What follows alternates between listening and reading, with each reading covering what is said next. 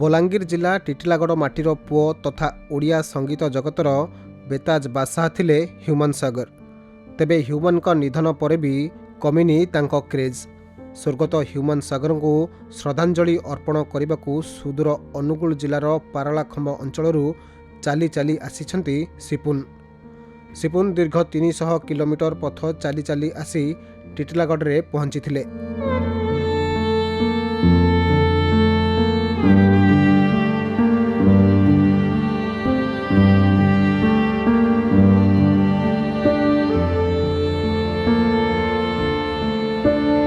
ସେ ଟିଟିଲାଗଡ଼ ମାଟିରେ ପହଞ୍ଚିବା ପରେ ତାଙ୍କୁ ବିପୁଳ ସମ୍ବର୍ଦ୍ଧନା ଦିଆଯାଇଥିଲା। ଏକ ଶୋଭାଯାତ୍ରାରେ ତାଙ୍କୁ ସହର ପରିକ୍ରମା କରାଯାଇ ହ୍ୟୁମାନଙ୍କ କବରସ୍ଥଳକୁ ନିଆଯାଇଥିଲା। ଖୁସି ଲାଗୁଛି। ପ୍ରଥମେ ତ ମୋ ପରିଚୟ ଦେବି, ମୁଁ ହେଉଛି ସିପୁନ କୁମାର, ଅନୁଗୁଳ ଡିଷ୍ଟ୍ରିକ୍ଟ ପାଲଳାଖମାର ଦିତିକୃଷ୍ଣପୁରରୁ ମୁଁ ଆସିଛି। ତ ମୋତେ ବହୁତ ଖୁସି ଲାଗୁଛି, ମୋ ପାଇଁ ଏତେ ସାରା ଲୋକ ଆସୁଛନ୍ତି। ଆଉ ତାପରେ ବି ମାନେ ଯୋଉ ଏତେ ଭଲ ପାଇବା ଦେଇଥିବାରୁ ମୋତେ ସମସ୍ତଙ୍କୁ ଧନ୍ୟବାଦ ଜଣାଉଛି ପ୍ରଥମେ, କାରଣ ମୁଁ ତାଙ୍କୁ ଆଗରୁ ହିଁ ଭଲ ପାଉଛି, ବହୁତ ଭଲ ପାଉଛି ତାଙ୍କୁ। ଆଉ ସେଦିନ ଯୋଉଦିନ ଡେଥ୍ ହେଲେ ସେଦିନ ମୁଁ ବହୁତ କାନ୍ଦିଥିଲି ଘରେ। ମୁଁ ସେତେବେଳେ ମୋ ପାଖରେ କିଛି ଅର୍ଥ ନଥିଲା କି ମୋତେ କିଛି ସାହାଯ୍ୟ କରିବା ଭଳିଆ, ମାନେ ଏପର୍ଯ୍ୟନ୍ତ ପହଞ୍ଚିବା ପାଇଁ କେହି ମୋତେ ସାହାଯ୍ୟ କରିନଥିଲେ। ସେଥିପାଇଁ ଜଣେ ଭାଇ ମୋତେ ସାହାଯ୍ୟ କରିଥିଲେ, କହିଥିଲେ ତୁ ଯା, ତୋର ସବୁ ଖର୍ଚ୍ଚ ମୁଁ ଉଠେଇବି। ଶୁଣିଥିଲି ବିଷ ଦେଇକି ମର୍ଡର କରିଛନ୍ତି, ତ ତାଙ୍କୁ ନ୍ୟାୟ ମିଳିବା ଦରକାର। ତ ଯୋଉମାନେ ମର୍ଡର କରିଛନ୍ତି ଜଗନ୍ନାଥ ଉପରେ ଦେଖୁଛନ୍ତି, ଆଉ ତାଙ୍କ ପାଇଁ କିଛି ଗୋଟେ ମୁଁ ସରପ୍ରାଇଜ ଆଣିଛି ତାଙ୍କ ପାଇଁ, ଯୋଉଟା କି ଭାଇଙ୍କ ଦ୍ଵାରା ପଠା ହେଇଛି, ଯେ ମୋତେ ସାହାଯ୍ୟ କରିଛନ୍ତି ଏପର୍ଯ୍ୟନ୍ତ ଆସିବା ପାଇଁ।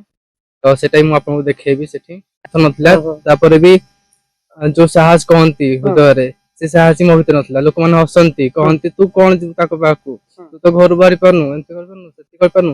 ସେଥିପାଇଁ ମୁଁ ଫାଷ୍ଟ ଅଲ ଓଡ଼ିଶା କଲି, ତାପରେ ମୋ କିଛି ନା ଓଡ଼ିଶା ମାଟିରେ ମୁଁ ରଖିଲି। ତାପରେ ଏଠୁ ଆମର ହ୍ୟୁମାନ ସାଗରଙ୍କୁ ମୁଁ ଆସିଲି। ସେଠାରେ ହ୍ୟୁମାନଙ୍କ ସମର୍ଥକ ଓ ସିପୁନ ଶ୍ରଦ୍ଧାଞ୍ଜଳି ଅର୍ପଣ କରିଥିଲେ। ଏହାପରେ ସିପୁନ ହ୍ୟୁମାନଙ୍କ ଘରକୁ ଯାଇ ସେଠାରେ ତାଙ୍କ ପରିବାରବର୍ଗଙ୍କୁ ଭେଟିଥିଲେ। ଏହି ସମୟରେ ସେଠାରେ ଏକ ଶୋକାକୁଳ ପରିବେଶ ସୃଷ୍ଟି ହୋଇଥିଲା।